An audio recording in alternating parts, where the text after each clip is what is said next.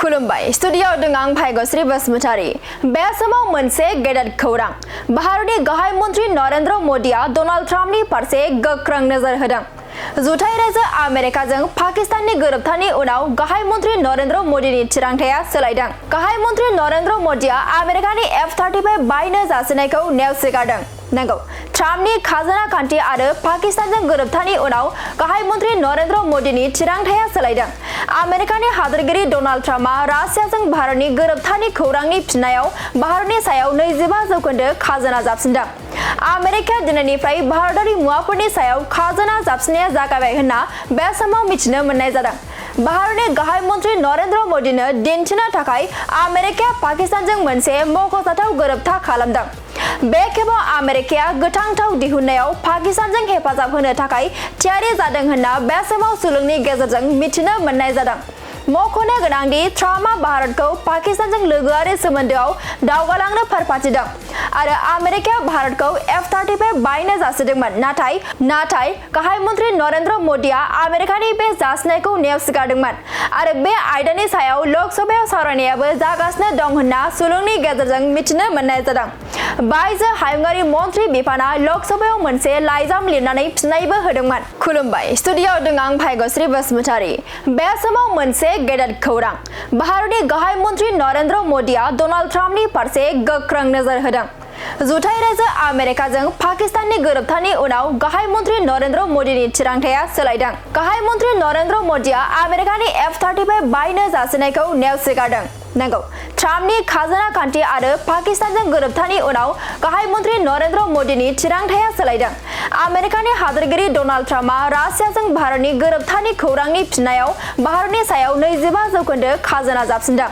आमेरिकाया दिनैनिफ्राय भारतारि मुवाफोरनि सायाव खाजोना जाबसिननाया जागायबाय होनना बे समाव मिथिनो मोननाय जादों। भारतनि गाहाय मन्त्रि नरेन्द्र मोदीनो दिन्थिनो थाखाय आमेरिकाया पाकिस्तानजों मोनसे मख'जाथाव गोरोबथा खालामदों।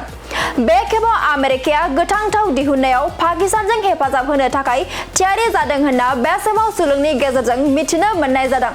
मख'नो गोनांदि ट्राम्पआ भारतखौ पाकिस्तानजों लोगोआरि सोमोन्दोआव दावगालांनो फोरमायथिदों आरो आमेरिकाया भारतखौ F-35 बायनो जासिदोंमोन। नाथाय गाहाय मन्त्रि नरेन्द्र मोदीआ आमेरिकानि बे जासिनायखौ नेवसिगारदोंमोन आरो बे आयदानि सायाव लोकसभायाव सावरायनायाबो जागासिनो दं होनना सुलुंनि गेजेरजों मिथिनो मोननाय जादों। बायजो हायुंआरि मन्त्रि बिफाना लोकसभायाव मोनसे लाइजाम लिरनानै फिननायबो होदोंमोन। खुलुमबाय स्टुडियोआव दं आं भाग्यश्री बसुमतारी। बे समाव मोनसे गेदेर खौरां। भारतनि गाहाय मन्त्रि नरेन्द्र मोदीआ डनाल्ड ट्राम्पनि फारसे गोख्रों नोजोर होदों। जुथाइ रायजो आमेरिकाजों पाकिस्ताननि गोरोबथानि उनाव गाहाय मन्त्रि नरेन्द्र मोदीनि थिरांथाया सोलायदों। गाहाय मन्त्रि नरेन्द्र मोदीआ आमेरिकानि F-35 बायनो जासिनायखौ नेवसिगारदों। नंगौ, ट्राम्पनि खाजोना खान्थि आरो पाकिस्तानजों गोरोबथानि उनाव गाहाय मन्त्रि नरेन्द्र मोदीनि थिरांथाया सोलायदों। आमेरिकानि हादोरगिरि डनाल्ड ट्राम्पआ रासियाजों भारतनि गोरोबथानि खौरांनि फिननायाव भारतनि सायाव 25% खाजोना जाबसिनदों। आमेरिकाया दिनैनिफ्राय भारतारि मुवाफोरनि सायाव खाजोना जाबसिननाया जागायबाय होनना बे समाव मिथिनो मोननाय जादों। भारतनि गाहाय मन्त्रि नरेन्द्र मोदीनो दिन्थिनो थाखाय आमेरिकाया पाकिस्तानजों मोनसे मख'जाथाव गोरोबथा खालामदों। बे खेबाव आमेरिकाया गोथां थाव दिहुननायाव पाकिस्तानजों हेफाजाब होनो थाखाय थियारि जादों होनना बे समाव सुलुंनि गेजेरजों मिथिनो मोननाय जादों। मख'नो गोनांदि ट्राम्पआ भारतखौ पाकिस्तानजों लोगोआरि सोमोन्दोआव दावगालांनो फोरमायथिदों आरो आमेरिकाया भारतखौ F-35 बायनो जासिदोंमोन। नाथाय गाहाय मन्त्रि नरेन्द्र मोदीआ आमेरिकानि बे जासिनायखौ नेवसिगारदोंमोन आरो बे आयदानि सायाव लोकसभायाव सावरायनायाबो जागासिनो दं होनना सुलुंनि गेजेरजों मिथिनो मोननाय जादों। बायजो हायुंआरि मन्त्रि बिफाना लोकसभायाव मोनसे लाइजाम लिरनानै फिननायबो होदोंमोन।